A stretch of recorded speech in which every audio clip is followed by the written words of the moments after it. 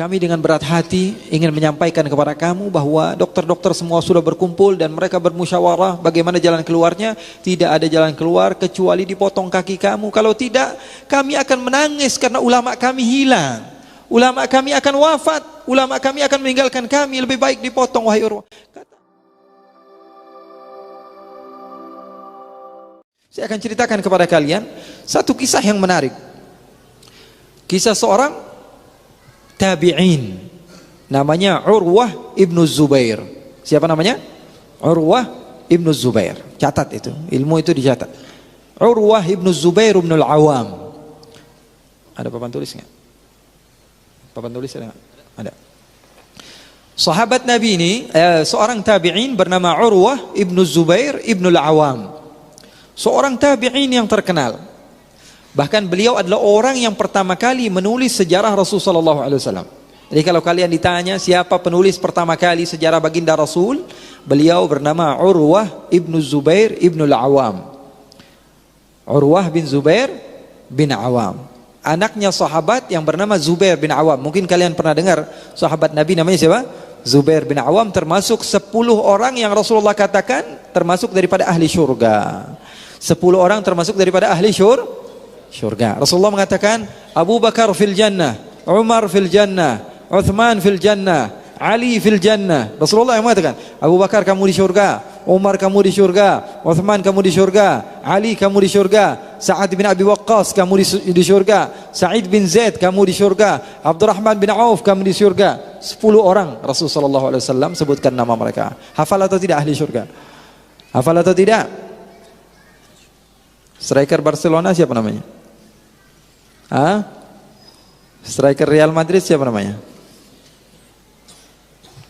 10 orang yang sudah jelas masuk surga versi Rasulullah SAW.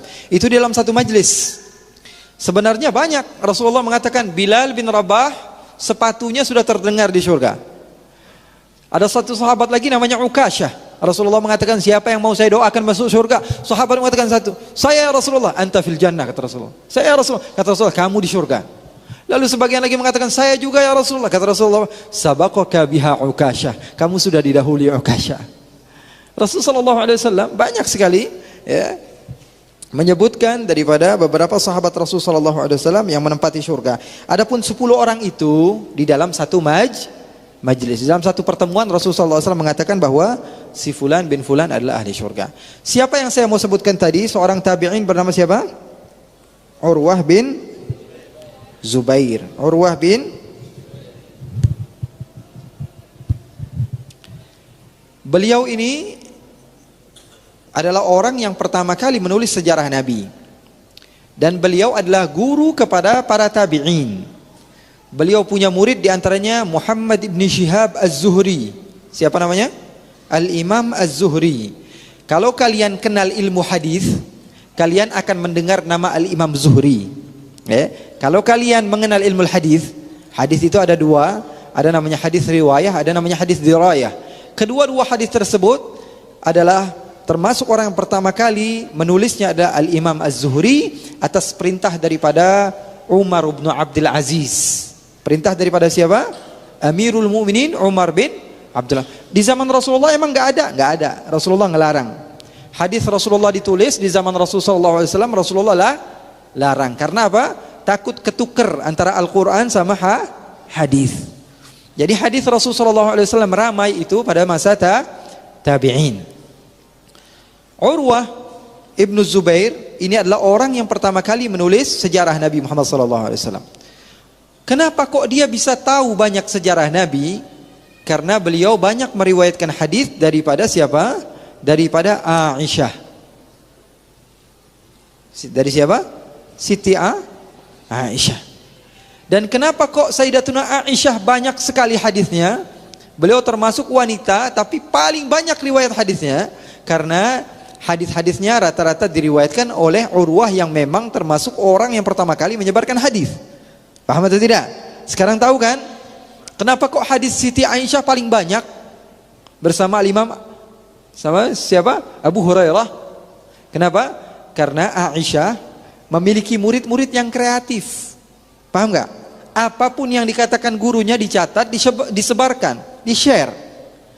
Tapi sehebat-hebatnya ilmu seseorang, tapi kalau medianya nggak keren, maka ilmunya nggak bakalan nyampe. Paham atau tidak?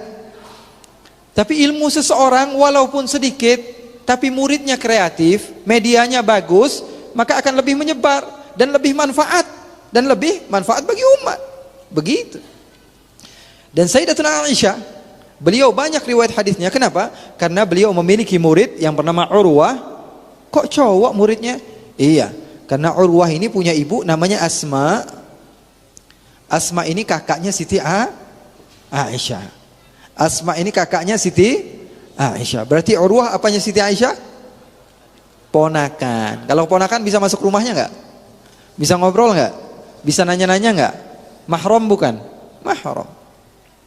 Maka kenapa Urwah banyak meriwayatkan hadis Siti Aisyah, dan Siti Aisyah banyak sekali hadisnya diriwayatkan oleh orang? Karena Urwah adalah orang yang paling kreatif ataupun orang yang rajin di dalam apa? Meriwayatkan hadis Siti Aisyah. Asma, ibu kepada Urwah, ibu juga kepada Abdullah. Ada sahabat Nabi Abdullah bin Zubair, ini kakaknya Urwah.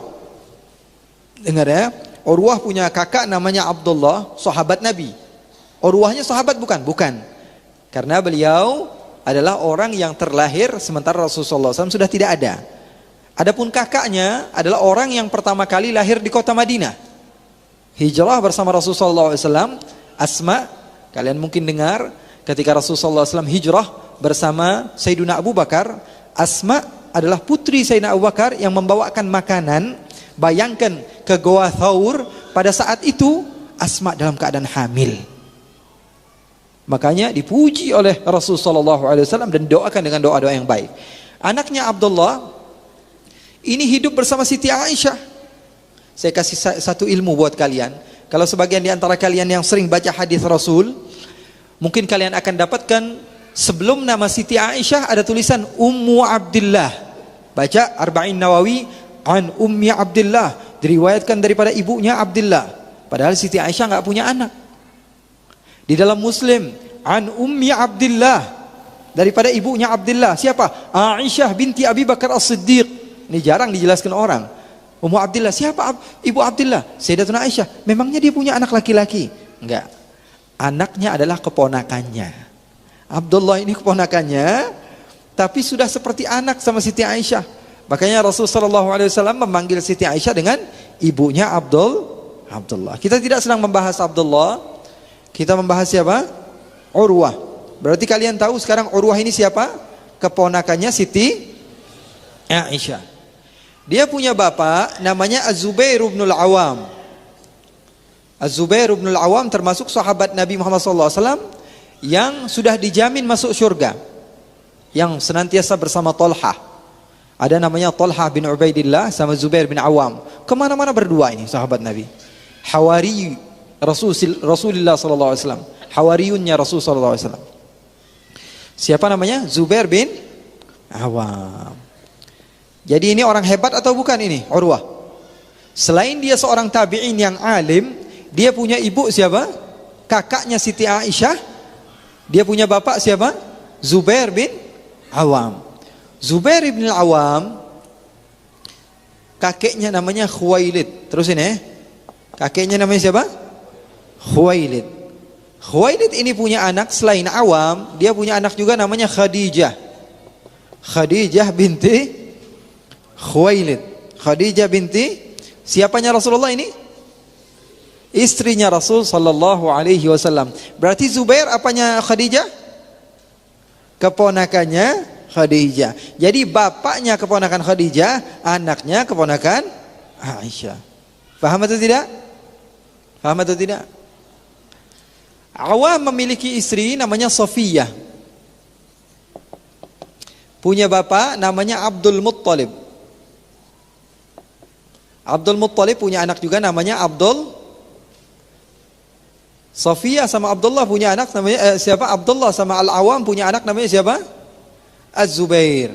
Berarti Az-Zubair ini apanya Rasulullah? Sepupunya Rasulullah. Kenapa?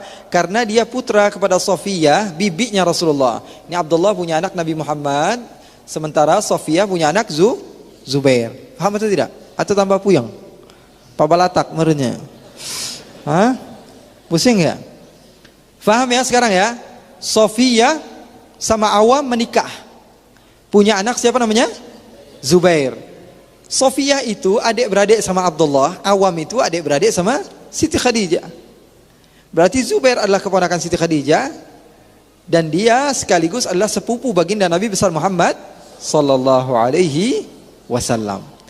Zubair ini menikah dengan kakaknya Siti Aisyah, melahirkan seorang ulama tabi'in yang sangat terkenal yang bernama Urwah ibnu Zubair. Urwah bin Zubair ini harus kalian senantiasa ingat namanya. Ini karena ini orang hebatnya orang Islam ini. Siapa namanya? Urwah. Urwah bin Zubair ini orang hebat sekali dalam agama Islam. Beliau pertama kali menulis sejarah Nabi Muhammad SAW. Saya mau kasih kalian cerita, mungkin waktunya sudah mau habis juga ini. Ya, masih lama. Urwah ini pernah suatu waktu di zaman Bani Umayyah ada seorang pemimpin bernama Al-Walid ibni Abdul Malik. Seorang khalifah pada masa itu, namanya siapa? Al-Walid ibni Abdul Malik. Dia mendengar tentang seorang ulama yang hebat bernama Urwah, maka dia berniat untuk memberikan hadiah. Wah, ini ulama Masya Allah, istiqamah, rajin mengajar, rajin memberikan ilmunya kepada siapapun yang ada. Maka khalifah mengirimkan surat kepada Urwah, wahai Urwah, kami di negeri Syam, pada masa itu agama Islam kiblatnya negeri Syam, tempat khilafahnya, ibu kota umat Islam pada saat itu di mana? Di negeri Syam, di Damaskus. Kalau sekarang di Suriah, dulunya Romawi. Kalau zaman Abbasiyin itu mereka lebih ke Persia, di mana di Irak. Pada zaman Bani Umayyah mereka di Damaskus, di Suriah. Dikirim surat, hai ulama, saya mau antum datang ke tempat ini karena kami mau membahagiakan antum. Antum itu orang yang banyak berjasa bagi umat. Maka yang namanya orang ikut kepada pemerintahan, selagi pemerintahan tersebut saleh, maka dia ikut apa kata khalifah tersebut, dia ikuti. Ini hadiah daripada Allah Subhanahu wa taala, diumrohkan, dihajikan. Bismillah. Dia ambil hadiah tersebut, tiket tersebut ke negeri Syam. Sampailah dia di pertengahan jalan, ternyata kakinya kesakitan. Khalifah mengatakan, bawa sahabat-sahabatmu wahai Urwah, bawa anak-anakmu wahai Urwah. Maka Sayyidina Urwah membawa beberapa sahabatnya dan anak yang paling dia cintai. Anak yang paling dia cintai dia bawa. Di pertengahan jalan kakinya sakit, tidak tahu kenapa, tidak bisa berjalan. Lalu dipijit, kalau kata sekarang diurut kali ya, salah urat atau apa gitu ya. Capek, perjalanan jauh. Maka ternyata tambah dipijit tambah sakit. Dicari tahu kenapa ini, disuruh berdiri nggak bisa berdiri. Akhirnya dibopong sampai ke negeri Syam. Khalifah nggak enak hati, ya Allah, ini orang saya mau bahagiain kok malah datang tambah jadi sakit, jadi sedih, jadi lupa dong akhirnya. Orang kan kalau misalnya kita mau bahagiain, ternyata di tengah jalan ada kecelakaan atau apa, yang diingat akhirnya apa? Kecelakaannya. Yang diingat yang nggak enaknya. Maka Khalifah nggak mau tahu, ini harus diobatin. Panggil semua dokter, dipanggil semua dokter yang ada pada masa itu, yang terbaik. Ternyata setelah diperiksa oleh sebagian dokter tersebut, dikatakan bahwa ini penyakit nggak bakalan hilang kecuali kalau dipotong kakinya. Penyakit apa itu namanya? Kalau enggak bakalan menular. Maka dia bingung mau ngomong sama tamunya, ya Allah gimana ini, nggak enak ngomong sama tamunya apa yang dikatakan dokter.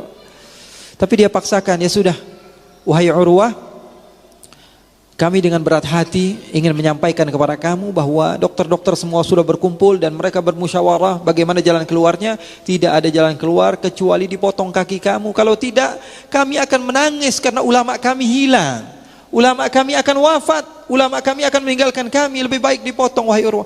Kata Sayyidina Urwah, semuanya milik Allah, kaki saya milik Allah, tangan saya milik Allah, kepala saya milik Allah. Kalau memang Allah berkehendak, Allah Subhanahu wa ta'ala mampu mengambilnya. Jangankan kaki saya, nyawa saya Allah ambil, itu adalah haknya Allah Subhanahu wa ta'ala.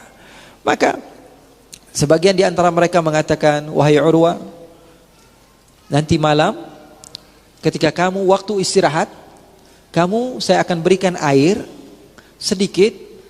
Air apa itu, kata Urwah?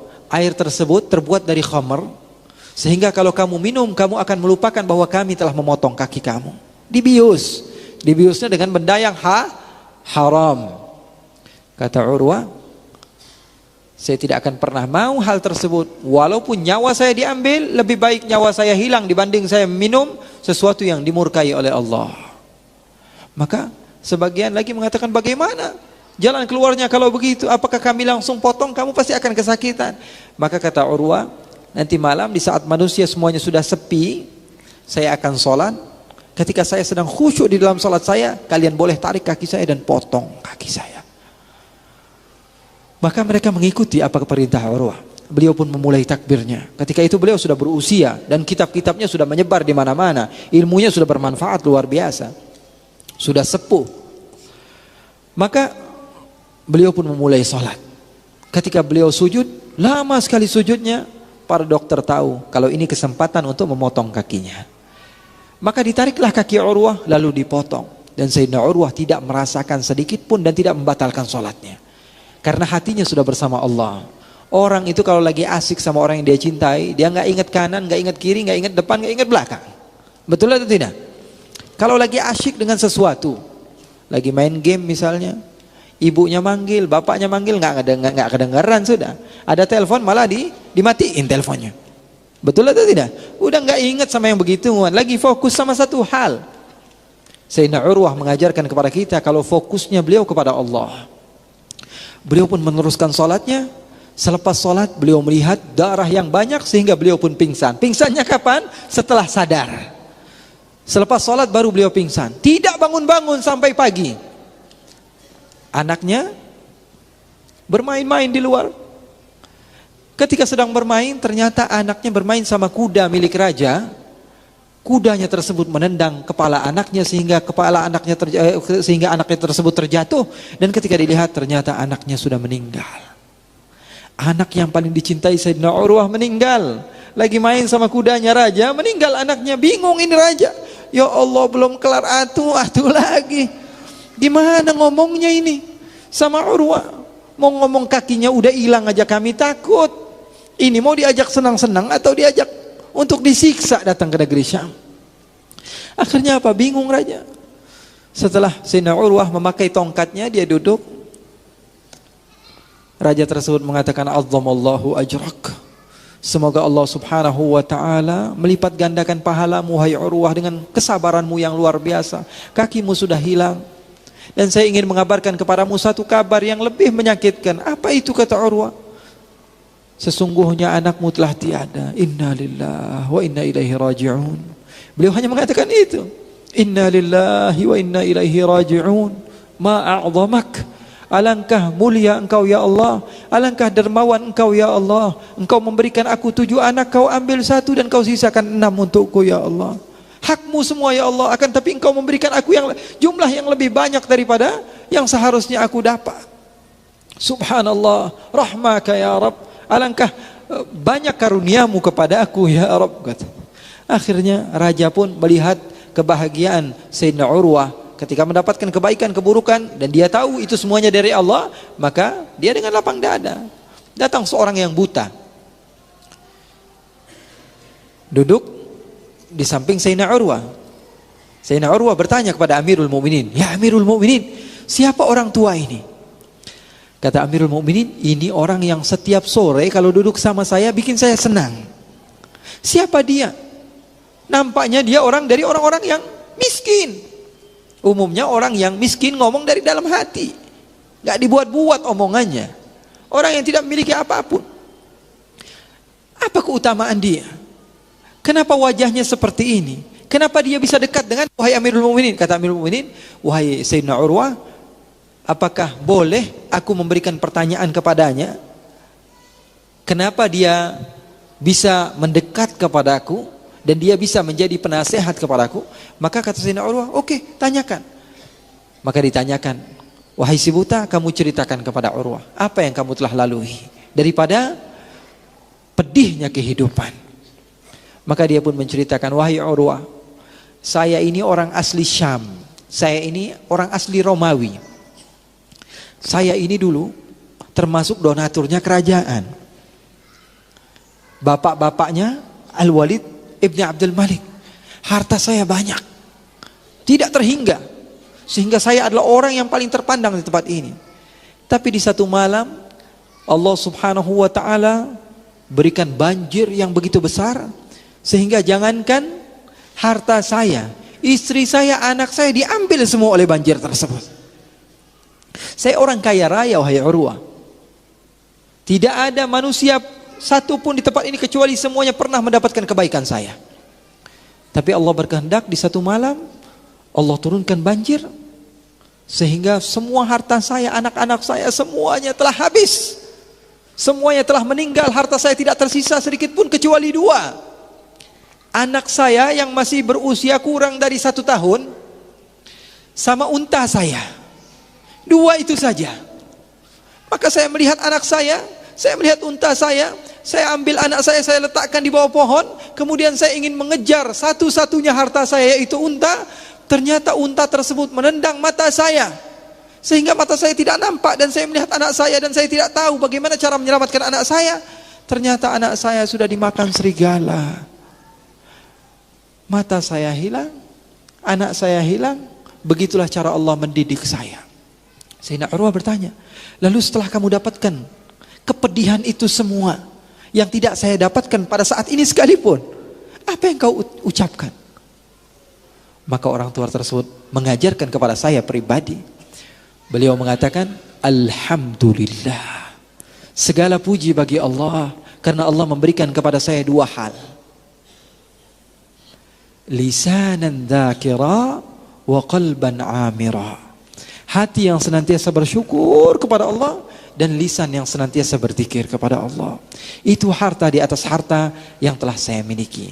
Oleh karena itu ikhwani, ini adalah apa yang disampaikan oleh Ustaz kita tadi juga. Apa yang saya sampaikan itu syarah kepada awal daripada surat Al-Fatihah yang berbunyi Alhamdulillahi Rabbil Alamin. Karena alhamd, pujian kepada Allah, berbeda dengan ats-tsana. Di dalam bahasa Arab, ats-tsana itu pujian kepada orang yang berbuat baik kepadamu. Tapi kalau alhamd adalah pujian kepada orang yang berbuat baik dan tidak berbuat baik kepadamu, maka diucapkan kepadanya alhamdu.